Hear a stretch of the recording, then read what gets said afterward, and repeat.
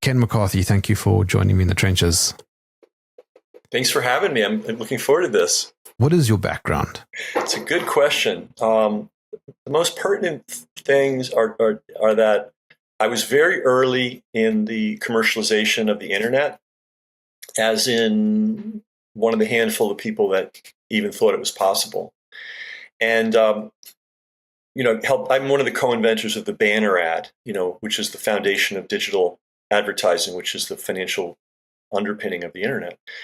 But I was interested in the internet large. I wasn't just interested in advertising, but I knew it had to pay for itself or it wouldn't survive. So I was always doing experiments. One of my earliest experiments was using the internet for journalism. They say that somebody else had the first news blog, but his news blog was a year after mine. So I don't understand how they calculate that. So I believe I had one of the first, if not the first, news blogs. And I realized, wow, journalism is terrible. But I didn't know. I just was sort of reading the newspaper like everybody else and figuring out, okay, they're doing their best. And as what I thought was an innovation at the time was, hey, we can tell the whole story, because when you have TV or a newspaper, you only have a limited amount of space. So naively, I thought the reason they didn't tell everything was because they just didn't have space. So I thought, we're going to liberate that, and we have this website, and we can put hundreds of pages on about any story. So I was doing that about an election fraud that took place in San Francisco.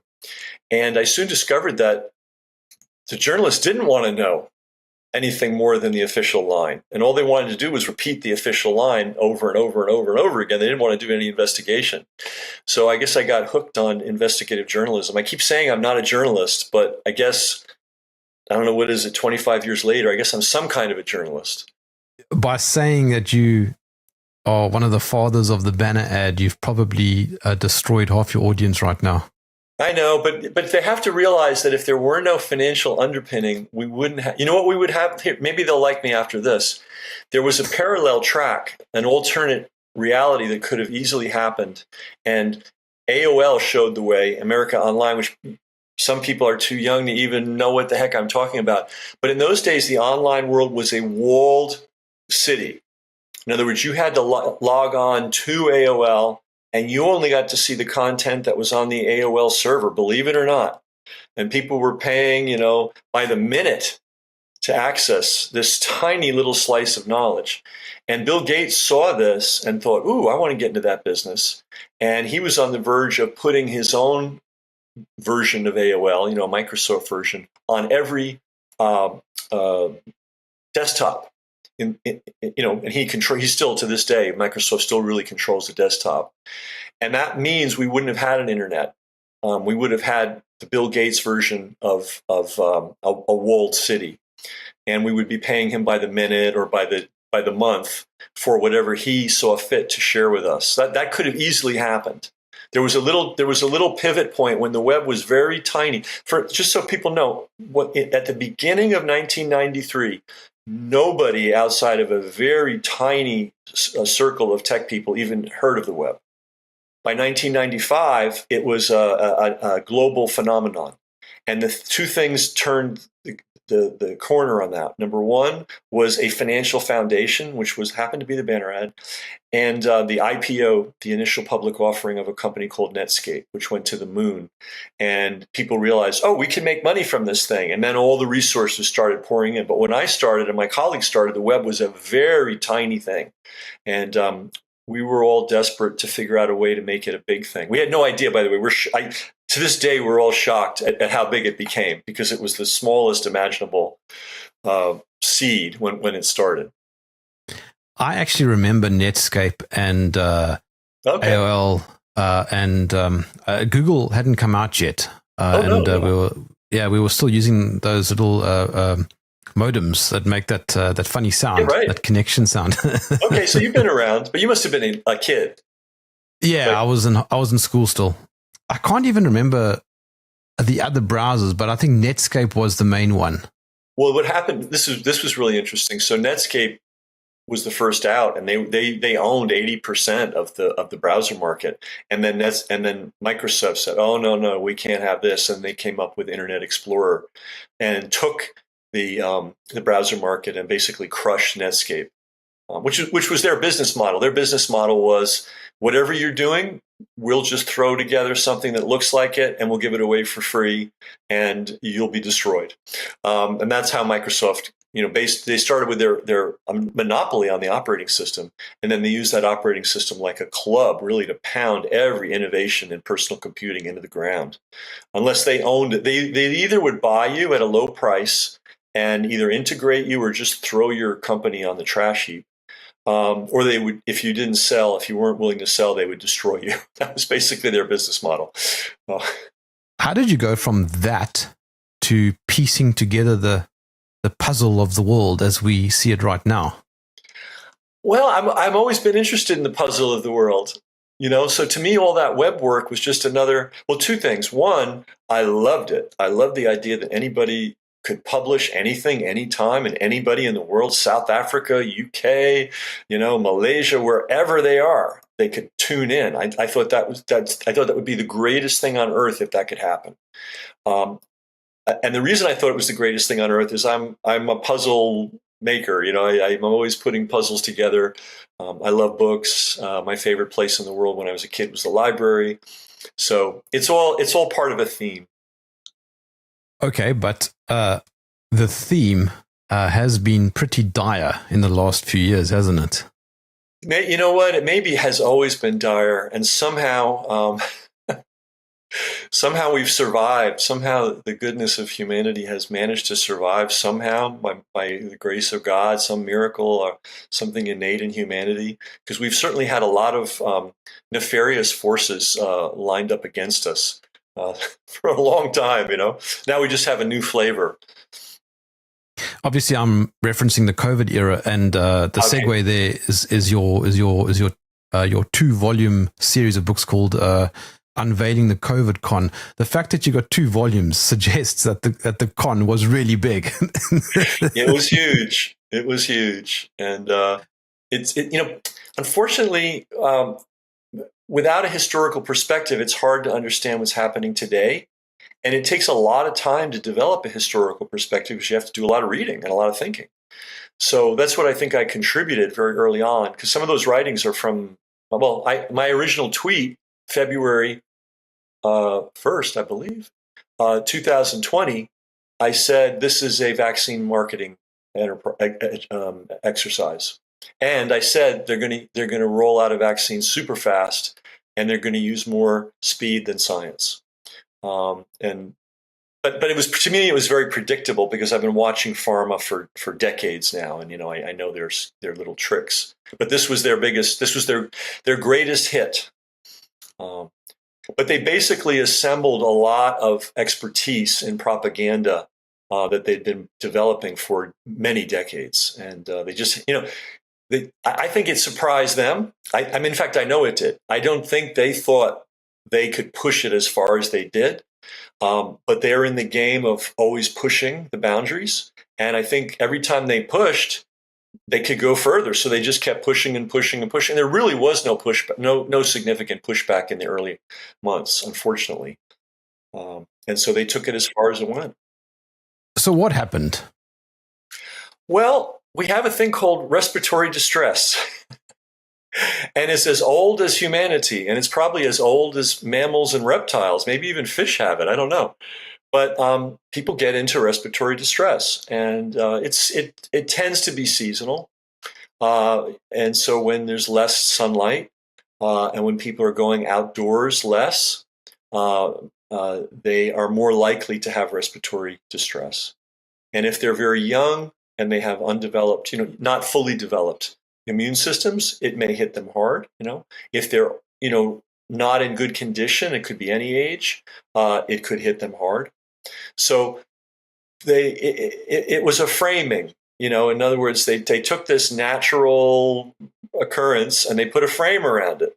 And they said, ooh, this time it's the most deadly occurrence ever. Now, if you want to go way back, we had something during World War I called the Great Flu. and you've heard about it, and they've been telling us for decades that the great flu is going to come back someday. We don't know when, we don't know how, we don't know what form, but we got to be ready. We have to be vigilant.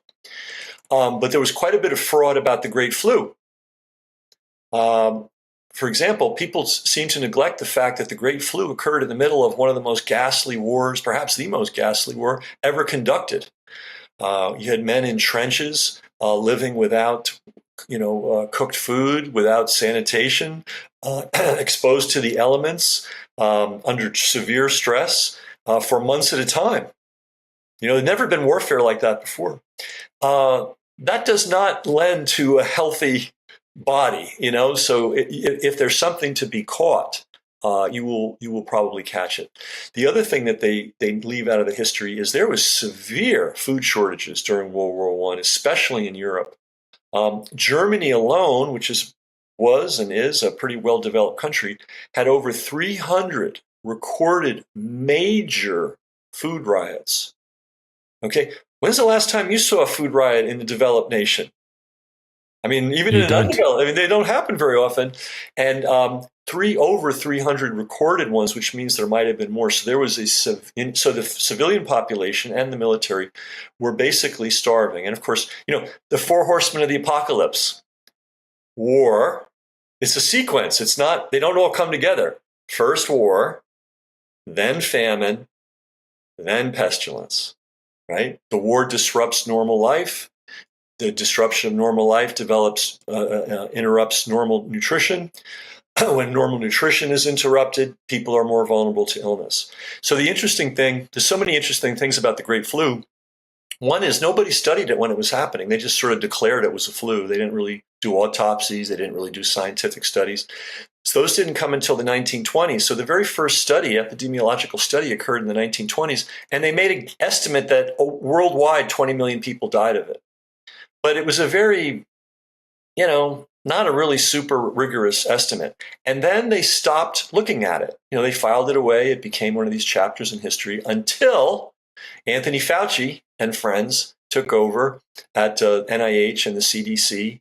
And they were trying to rev up their bureaucratic power because they were put in business to deal with the kind of disease that's transmissible. Infectious disease, right? And infectious disease, thanks to plumbing, it was basically going nowhere. It was disappearing. It was becoming so rare. I mean, people would occasionally die of it. But it went from being a very, very, very serious problem. A lot of people, like even my grandparents, they lived in tenements in New York that had no indoor plumbing. Can you imagine? Of course people were dying of infectious disease.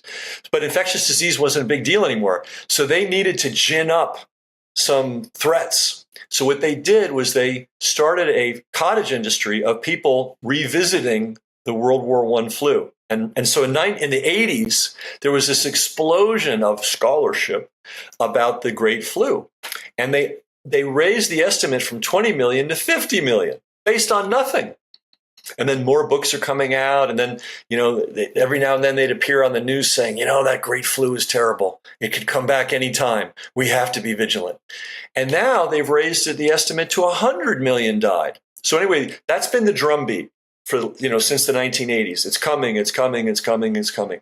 And when Ebola hit Africa, and when Zika hit Brazil, and when bird flu came, they were trying to use that hysteria, that ground foundation of hysteria that they built very meticulously and very thoroughly to get more money and more power, right? And so the ground was laid, right? Then the other problem, and I don't know if I hope I sent you. Did I send you the book Fauci's First Fraud? No, but I do have it. But I do have a digital copy in front of me. Oh, okay. So Fauci came in the early 80s, and he immediately latched on to what he said was a contagious disease, which they gave the name of AIDS, right? Autoimmune deficiency syndrome. Now, whenever you see syndrome in a medical label, you know that it means they don't know. If it's a disease, you know how it's caused, what its mechanism is, and how to treat it. When they say syndrome, What's that? They first called it grid, I think. Right. And they tried to pin it on gay men. They said, "Oh, these guys, they caused this thing." That was the original thing they were trying to pull off, and that wasn't going well politically. So they changed it. Also, they became savvy. They realized, oh, this should be a disease for everybody. We'll make more money that way. We'll develop more power. So what they did was, I mean, first of all, catastrophic collapse of the immune system is real. I mean, that happens to people. But it happens at the end of a very long process. It usually happens with people that are elderly. They've been ill for a very long time. It's not something that people just suddenly get, because it's a syndrome. It's like a collection of symptoms. It's still not a known disease. It's just a syndrome, right? So the very first lie was that, oh, this is happening to young, healthy men. And the truth is, the very first cases of this in youngish men, they were average age mid-30s, were people that had actually abused themselves quite badly. They had abusing drugs. They were also, there was it was a culture at the time, like Freddie Mercury. Yeah, and it's like every population has a subsection of it that parties too much, right? They have too much of a good time, and this is what was happening in the 70s. And people were taking a lot of, again, a very narrow. This is very important to understand. A very narrow subset taking a ton of drugs, engaging in a lot of risky behavior, catching a lot of STDs, sexually transmitted diseases, taking a lot of antibiotics, which is not good for you. If you need antibiotics, you take them. You don't. And there were folks that were taking them daily just in case. Well, that's not going to end well. Also, there was a certain drug that was very popular among a very small percentage of that larger community called poppers. And this was something that was, if someone's having a heart attack, you need to open up every blood vessel. You break this thing and they inhale it and everything opens up. So you do that in an emergency, but it's toxic. It's highly toxic. It's known to be toxic. Unfortunately, it became the party drug of choice. And you could go to a bar or a club or a bathhouse and they would have booze, but they'd also have poppers for sale. And it was a chemical that you could make for a penny and sell for $2. So a lot of financial incentive. And unfortunately, at the time, the gay newspapers were financially supported by poppers marketers and manufacturers. So there were gay activists that were trying to sound the alarm and saying, guys, don't do this. This is dangerous. Don't do this. They couldn't get their articles or letters published in the press because the financial support for those newspapers was coming from the poppers manufacturers. So if you look at the early diseases that people had, they were in the nasal passage and they were in the lungs. So they had a sort of a cancer that normally is on the skin, but it was appearing in the nasal passage. And they also had a fungal infection in their lungs. Now, you don't need to be a PhD or a rocket scientist or an MD to know if you're inhaling a carcinogen a lot, like this was a really abused drug, you might hurt the immune system in your nose, right? And if you don't do that, you might hurt the immune system in your lungs. And the CDC, which is our supposed, great gods of public health, they knew this. They knew that poppers were dangerous, and they knew that poppers were being abused, and they deliberately kept the two knowledges from the public. They didn't say, hey, we know this is a dangerous substance and it's carcinogenic, and we know that some people are over abusing it, but we're not going to. So you had the media, specifically the gay newspapers, didn't share the information, and the CDC didn't share the information. Now, had that information been shared, a lot of lives could have been saved. But what they did was they said, oh, this disease it's everywhere. I mean, I got to tell you, when I was a kid in the 80s, I was in my 20s in the 80s, we all thought we were going to die. Everybody. And what's her, Oprah Winfrey, who's a very popular TV host, and she had an amazing, I think she had like 35 million viewers. She literally got on her show and said, Within 5 years, by 1990, 1 out of 5 people in this audience is going to be dead from AIDS. She said that to an audience, a television audience. That's how frightened everybody was. And there was no cure. There was no treatment. And that was the other thing. They said, if you get this positive test, now you'll see where this rolls into COVID. If we test you, you may not have a symptom at all. You may be the healthiest guy in the world. But if you have this certain virus in you, you're a dead man. I knew a guy, he was healthy. He got the diagnosis. He went home and blew his brains out because the terror was so intense. So everyone's waiting now. See how this fits into COVID, right? Everybody's like, oh my God, the other thing there, it can spread so easy. If you just walk across the street and somebody on the other side of the street, I mean, I'm exaggerating, but only a little bit. They made it seem like it was in the air. It was just blowing around and you were going to get it. And if you got it, you were dead. So when the cure finally arrived, and in their case, the cure was AZT.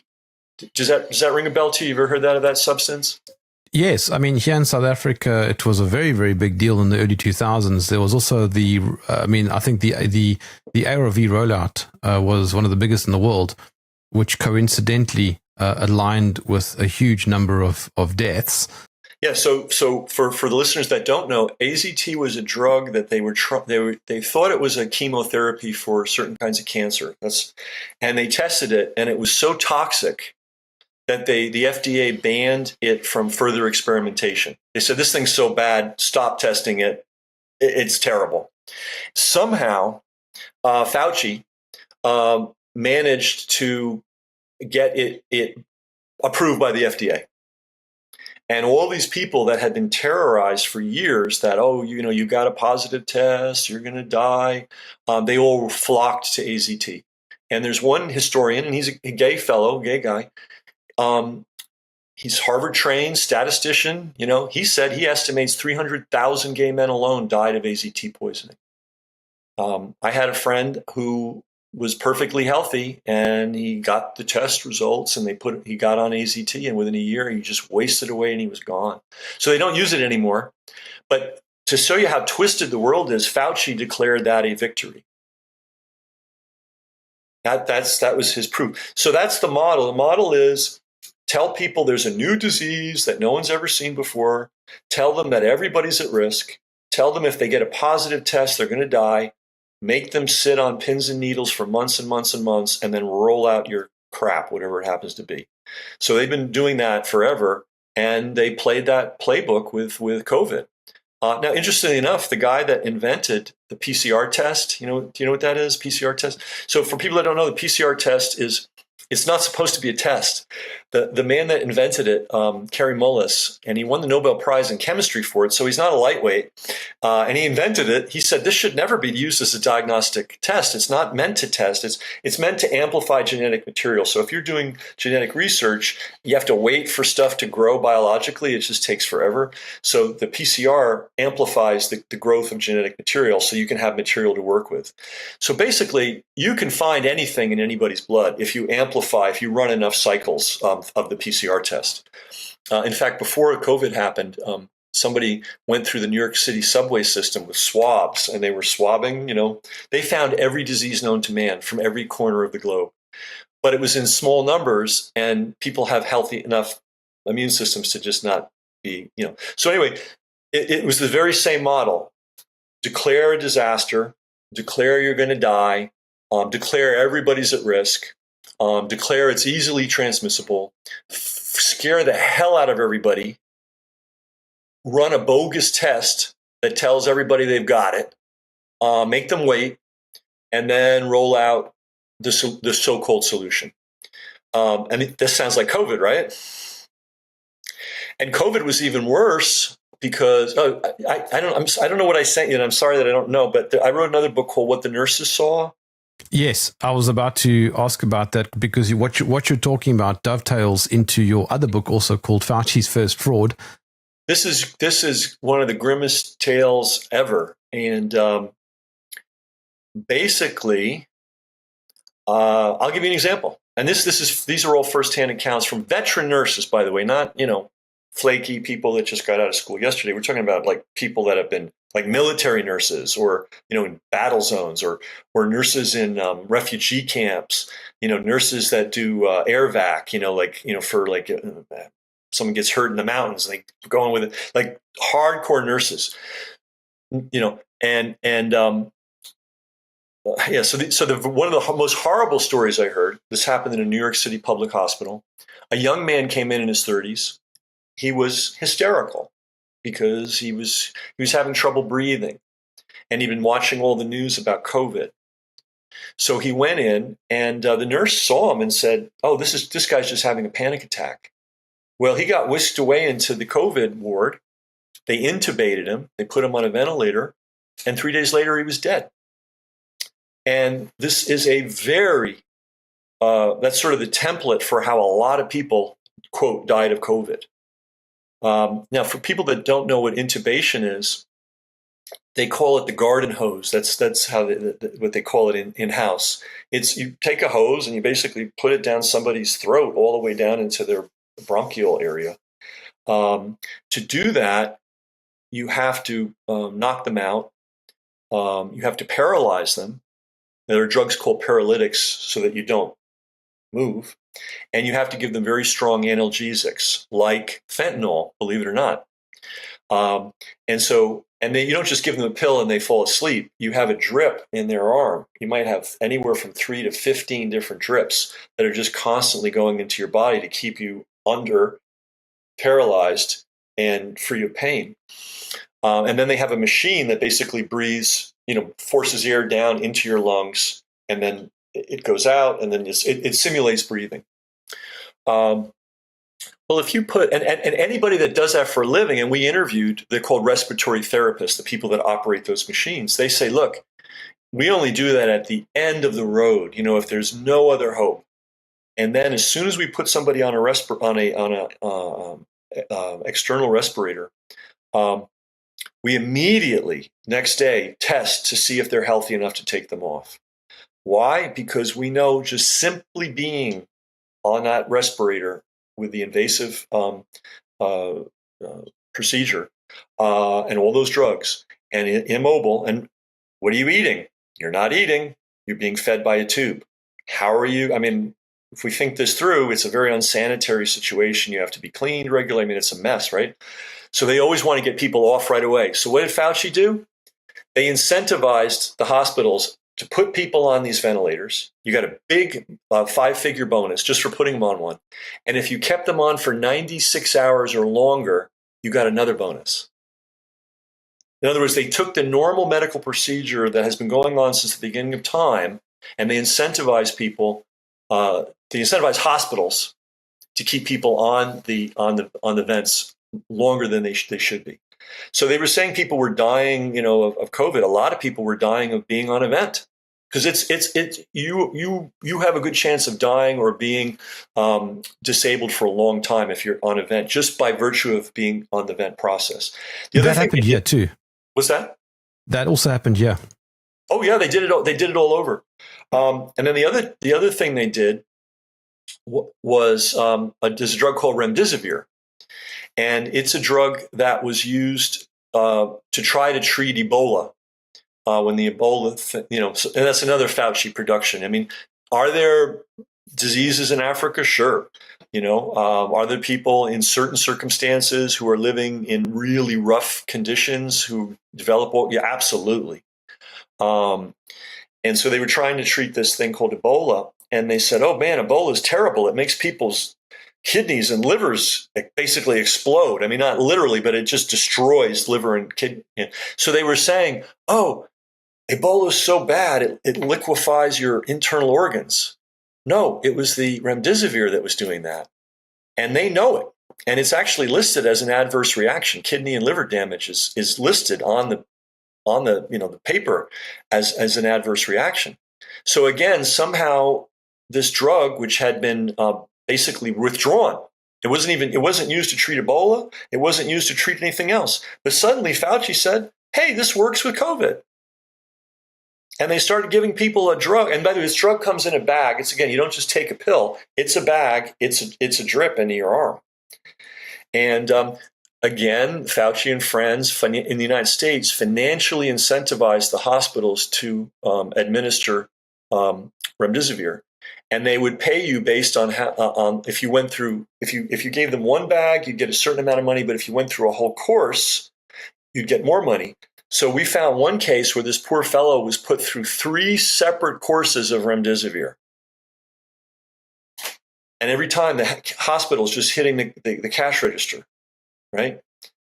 So many millions of dollars were made by putting people on remdesivir. And the way it went was you'd come in to the hospital and maybe you didn't even have any symptoms. Maybe you had a broken arm and they test you for COVID.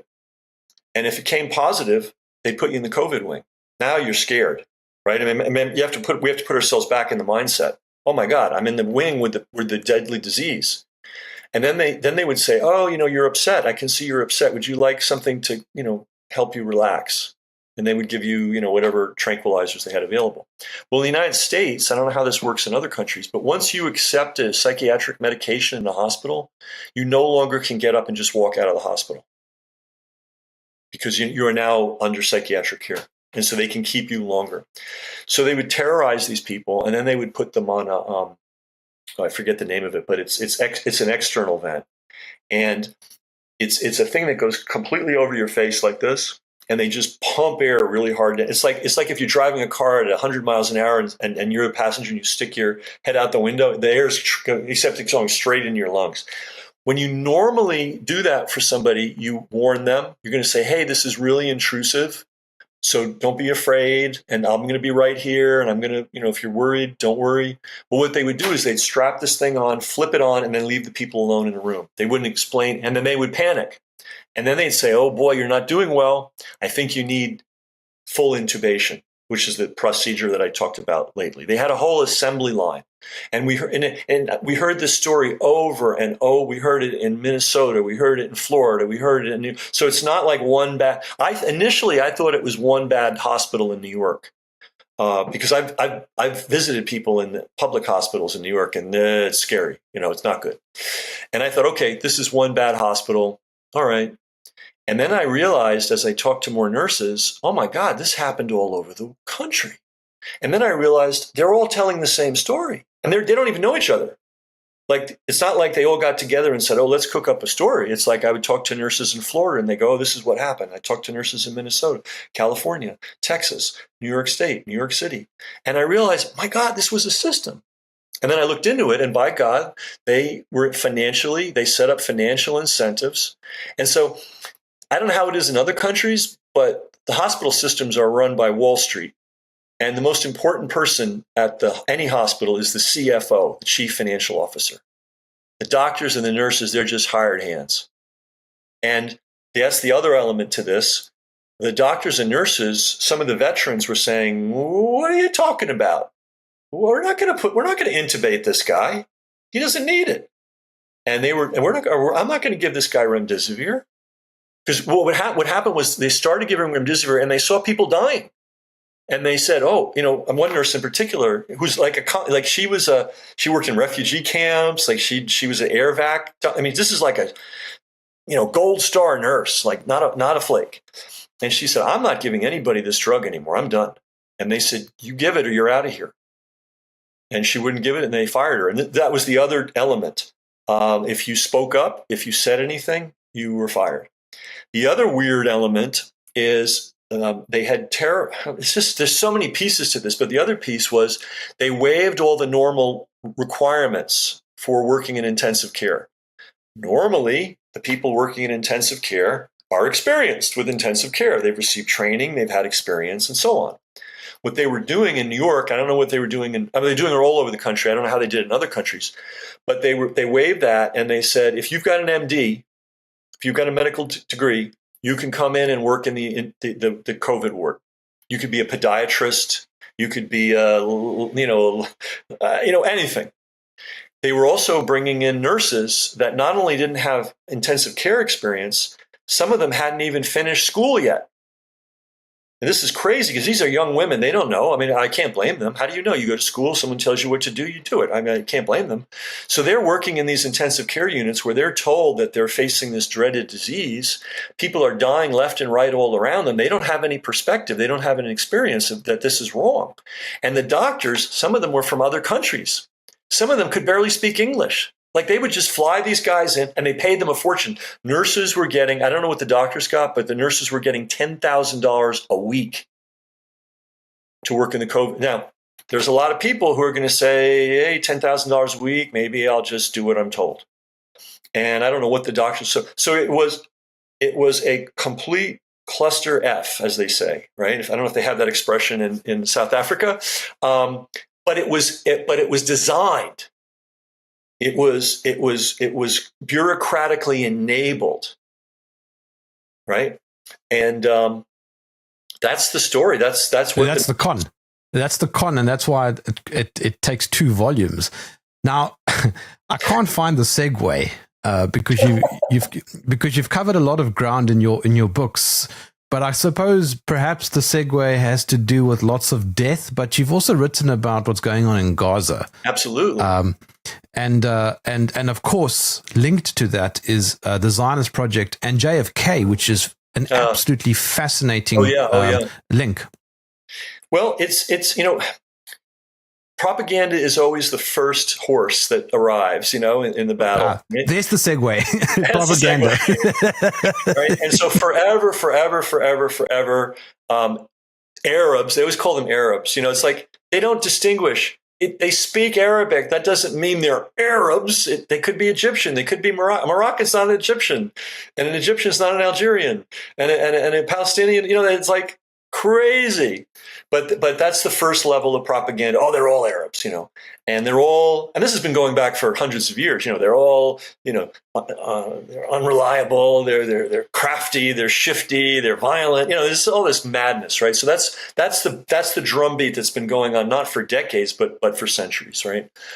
And then, of course, I don't know how it is in South Africa, but in the United States, we're just completely. Our media is completely, and our politicians are completely in bed and the Zionist project, I think, is a good way to describe it. They've done a very good job of corrupting our politicians.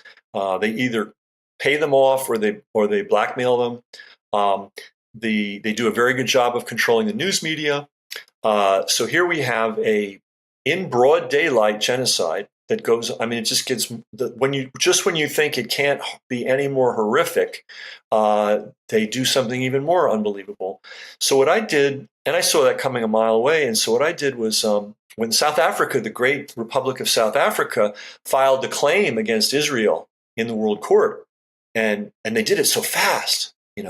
I said, all right, we all need a copy. We need a physical copy of this claim with all the footnotes, and we need to make sure we need to save all the evidence online because sometimes websites go down.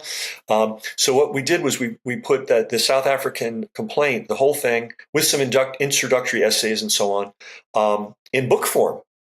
And then we backed up every single website, because that's the one thing I've learned in my years as a web journalist is that websites disappear. Websites with important information tend to disappear. So we had that book out even before the trial started. The day that I heard there was a formal complaint, we were immediately, making that book. So that was round one. Round two, because Americans are very fond of JFK, is we published a book called JFK Anti-Imperialist. And we wanted to make the point that this beloved president of ours was against imperialism. But but he was one of the very few U.S. presidents that wasn't completely bought by the Zionist project. Well, you know why? His father. A lot of people aren't aware of this because there's mythology on the Kennedy side too. His father was at one point the 5th richest man in America. So his father had Bill Gates, Elon Musk type wealth. His father was also very deeply embedded in the Democratic Party. He had thought about running for president himself.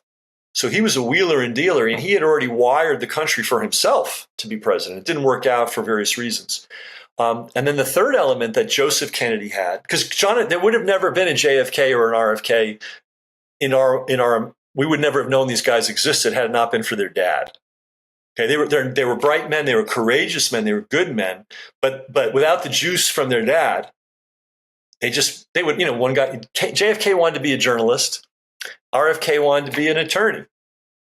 They didn't have these grand things. So the third thing that the father had, which nobody ever talks about, is that he is the man, among many financial things that he did, he is the man that modernized Hollywood as an industry.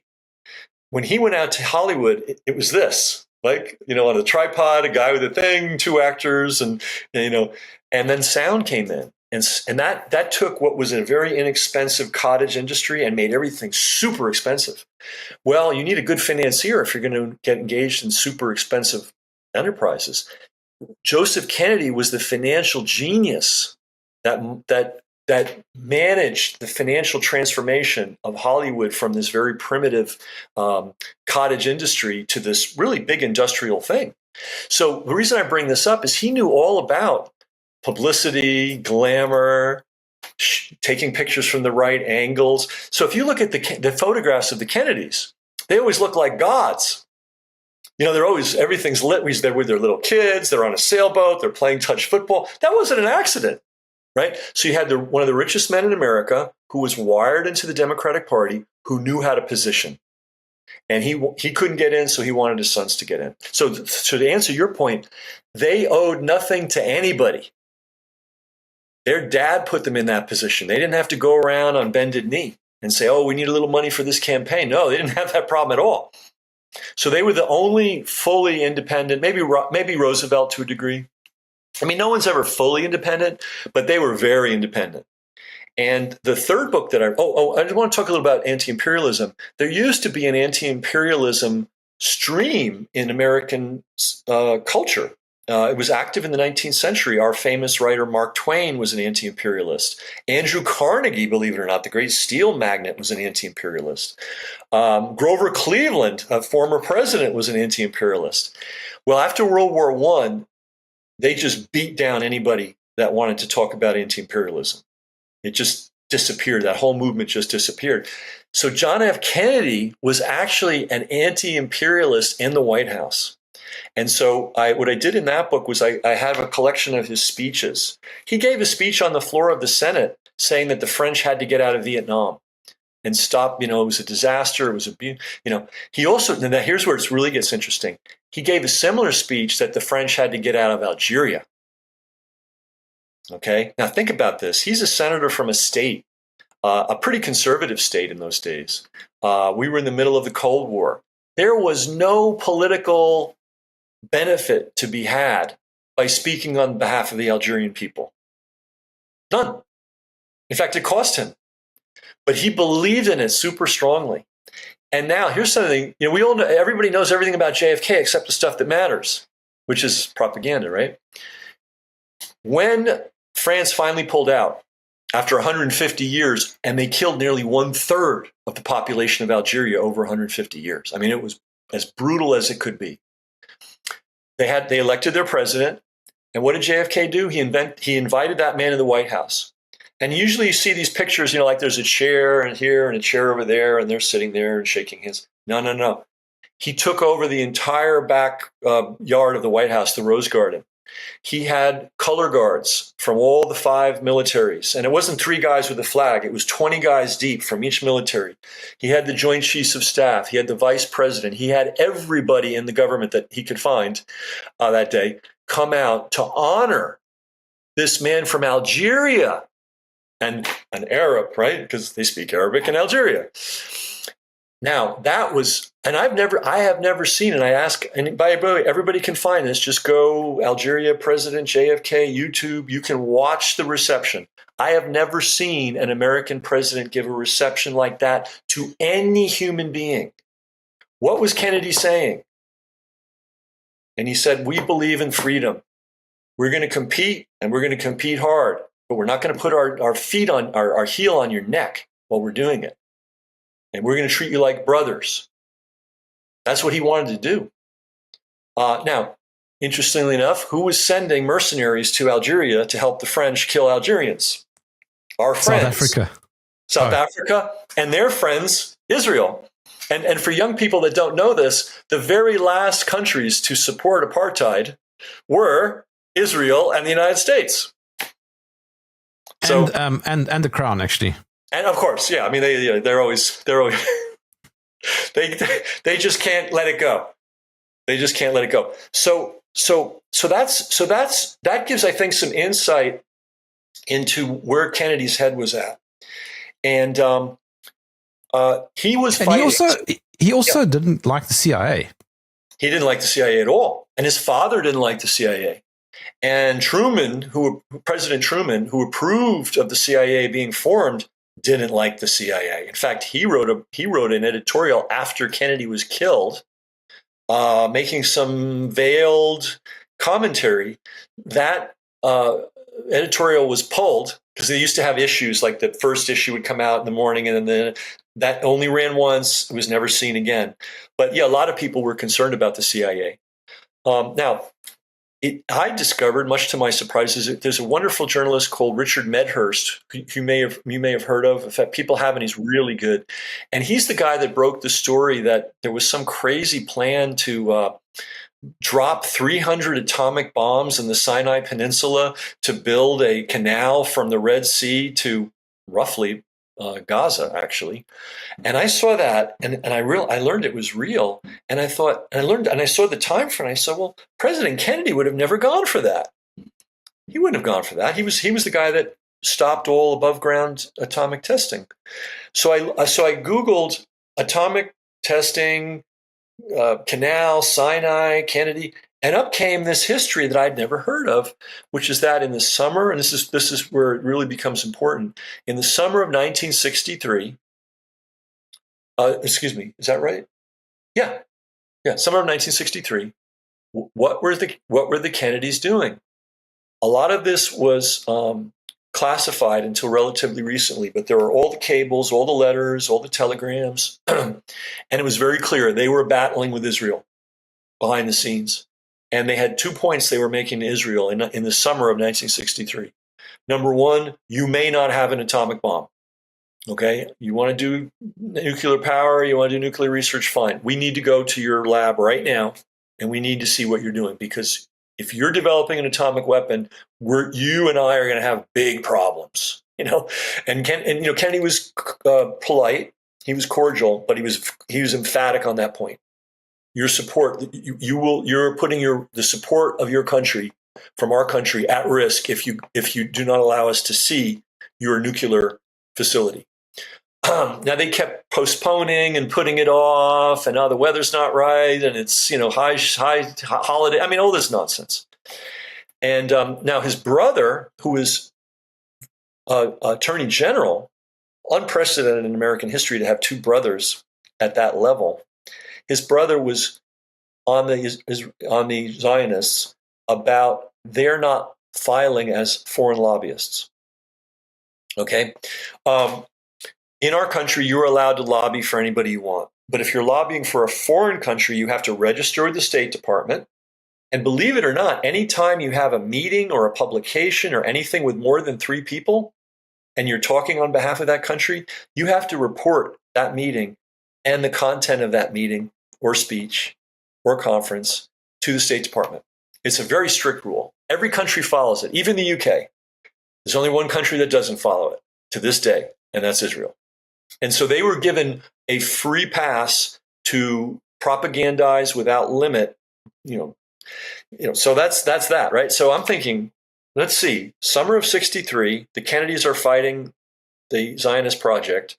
Fall of 63, Kennedy gets a bullet in the back of the head. I wonder if there's any other connections between the Zionist project and Kennedy. So I start digging. Most people know that it was not a lone gunman who just had a grievance and got up in a building and shot Kennedy.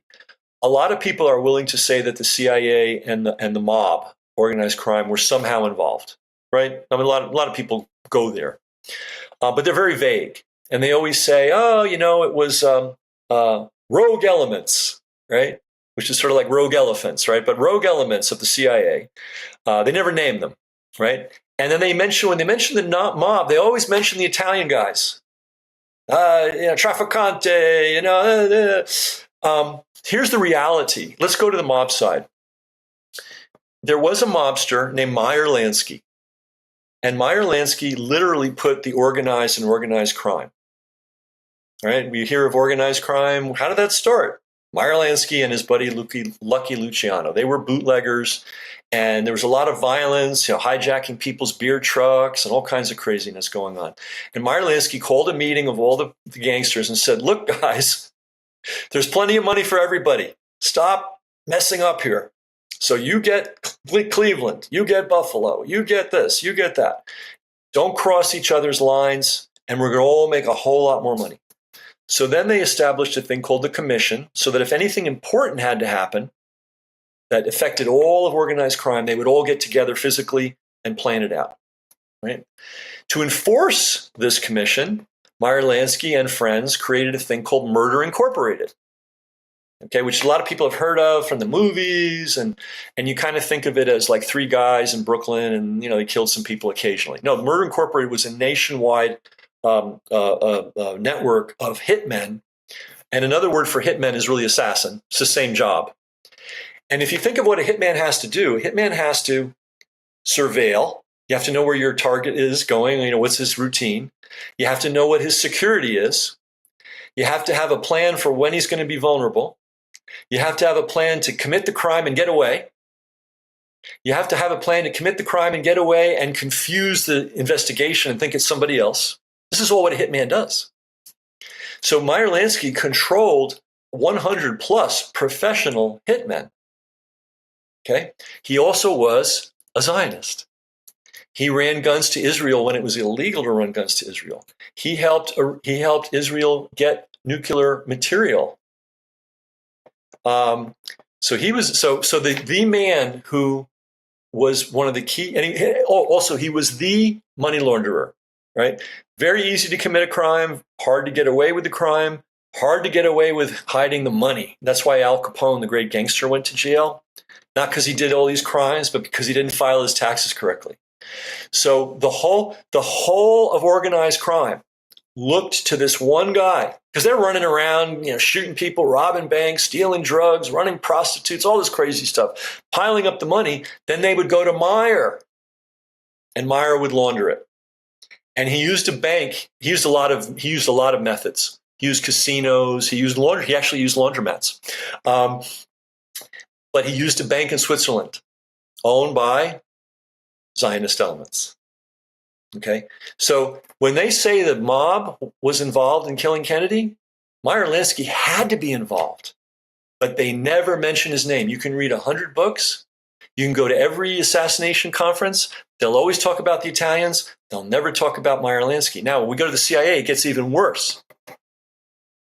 You have the director of the CIA, right? He's the boss. And have you heard that, Allen Dulles was somehow involved in the assassination? That it's sort of for people that are into the assassination. They'll say, that he was mad at Kennedy. He was the director for a while.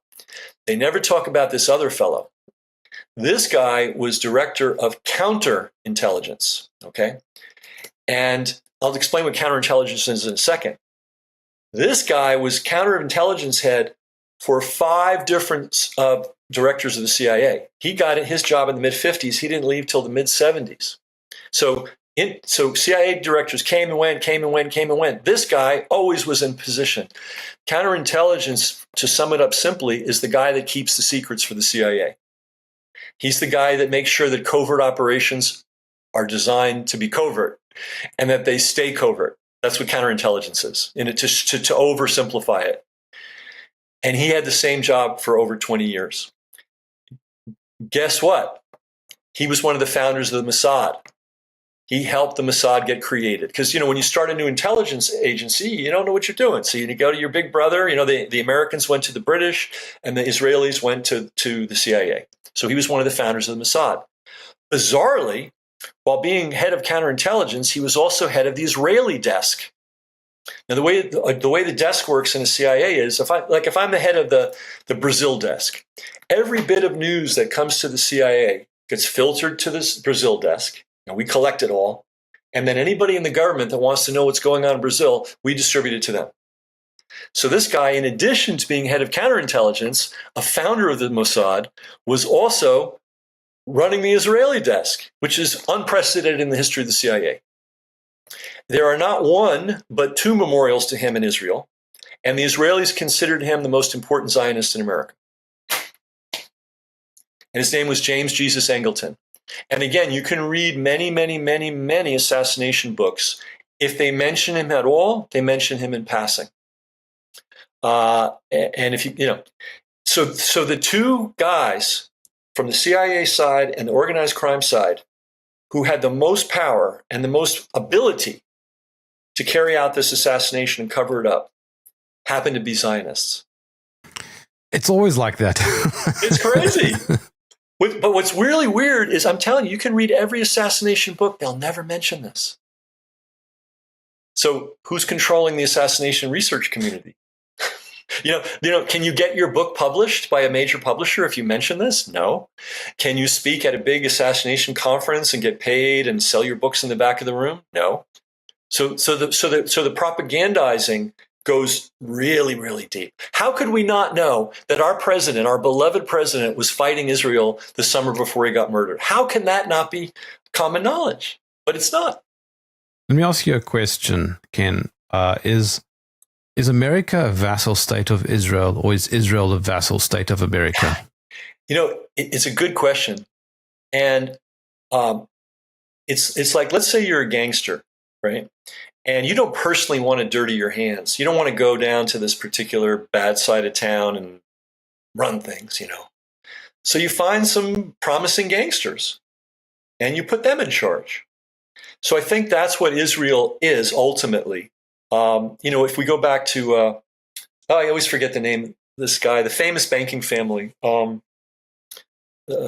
the big ones in England, and they're the ones that actually financed the movement of Zionists to Israel in the first place. I'll think of their name, but people just don't know how rich is, And I'll give you an example of how rich is. This same family created, as among many projects, they just had like you and I might open a restaurant together, and we'll, raise the money and we'll rent a place, we'll hire chefs, we'll get food. That keeps us busy. These guys have so much money and so much resources. They like terraform the globe. For example, one of their agents, the Rothschilds wrote the checks for the original Zionists to go to Israel or to Palestine. Why did they do that? Well, one, there was the canal that went through Egypt, that they didn't like the fact that, they knew the canal is so important. It's the literal link between East and West. And even though we're in a digital world now, things are moved by ship. The things we eat, the things we wear, the things we drive, the things that build our house, it's moved by ship. So that canal is super important. So the Rothschilds clearly wanted to have their gangsters in place.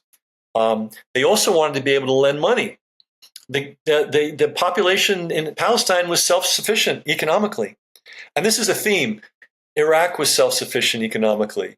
The Palestinians were self-sufficient economically. The Libyans were self-sufficient economically. That's not helpful. The Russians are self-sufficient economically. Wall Street does not have its claws in those countries. Iran is self-sufficient economically, right? And so if you're a mega banker, and it's not necessarily the Rothschilds, they were the ones that got the ball rolling. It's this vast complex. When you're a banker, you're a lot like a loan shark. You know what a loan shark does? A loan shark lends money. A guy's gambling, he loses money. The loan shark lends him money, and he has to pay him 1% a week. Banking is not much different. You've got this money, you want to put it to work. So you look around the globe. And if you're on the Rothschild level, you're looking around the globe going, all right, I got billions of dollars here. Like I don't have to worry about that problem. I don't have that problem. But they have a problem of like, how do I put my money to work? So in terms of the Middle East, they thought, well, let's put some, blue-eyed, blonde-haired European guys smack dab in the middle of this place that we want to take over ultimately. So that's how the original Zionists got there. Another example that of this, which I think is enlightening, is when I was in Guatemala, and I was talking to a human rights attorney, We talk about all kinds of things. And we happen to be in the center of the original center of the coffee industry in Guatemala. And he says, oh, yeah, all this was built by the Rothschilds. One of their agents discovered that you could grow coffee here very well, and there was a lot of underused land. And so the Rothschilds came in and they brought the trees, they brought the experts, they taught the big landowners how to grow coffee, they built the warehouses, they built the trains, they built the ports. They invested all this money into creating the coffee industry in Guatemala. So that's the level at which the Rothschilds work, or the big banks work. Let's call them the big banks. So that's who put the Zionists in Palestine originally. And so I think, is Israel running the world? No. Israel's been given a free rein, or the Zionists have been given a free run to do all kinds of crazy stuff, because we who are the royal we see them as useful in a part of the world that we ultimately want to take over. Because clearly the U.S. is on board with everything the Zionist project's doing. I mean, it's so obvious. Right? If we stop sending weapons tomorrow, the genocide would be over, because they're running out of bombs. They can't make enough bombs. So it's the U.S. But the question is, who runs the U.S. is my big question is. And it might go back to who runs the UK, and there might be, and I think what it is huge capital is looking at the world and saying, look, I don't like these guys that are self-sufficient. We need them to be borrowing money from us. Do you know the book, The Economic Hitman? Does that ring a bell? I interviewed him. Well, that's the deal. It's like, well, gee, you guys are feeding yourselves, and you could use maybe some science and that we have, and some technology we have, but you're pretty self-sufficient. That's not good. We can't make money if you're self-sufficient. So let's put in a big dam. It's going to cost $10 trillion, and we'll front the money, and you got to pay us back. Of course, you never can, so we've got our hooks in you forever. So I think it's that mentality that runs the U.S., that runs the UK, that enables Israel to exist. That's my take. There is so much to talk about, Ken, and you've written a lot, and you've covered a lot of territory. And I would love to chat more, but let's come in for a landing. Yeah. How can I follow your work and get your books? Well, no publisher will publish my books, and as I imagine that. Yeah, and as I found out when I was helping Robert F. Kennedy Jr. get his book distributed, which was The Real Anthony Fauci, bookstores won't so-called independent bookstores didn't carry that book, wouldn't carry it, wouldn't even take orders for it. So anyway, I have to use Amazon. I also have Lulu. But if you go, I should know this better. I think if you go to brasscheckbooks.com, all my books are there. And maybe you could confirm that. I don't know. I know this is ridiculous that I don't know. Because otherwise I have independent websites. Like I have Fauci'sFirstFraud.com. I have WhatTheNurseSsaw.com. I have JFKAntiWar.com. And those are not only book sale sites. We have lots of material, videos, interviews, all kinds of, so people can go very deep into the subjects, whether they buy the book or not. I'm publishing books because books are not easily disappeared. They're in your hand. They can't delete them. They can't block them on social media. You can hand a book to somebody. So that's why I'm in the book business now. On that note, Ken McCarthy, thank you for joining me in the trenches. Thanks for having me. Appreciate it.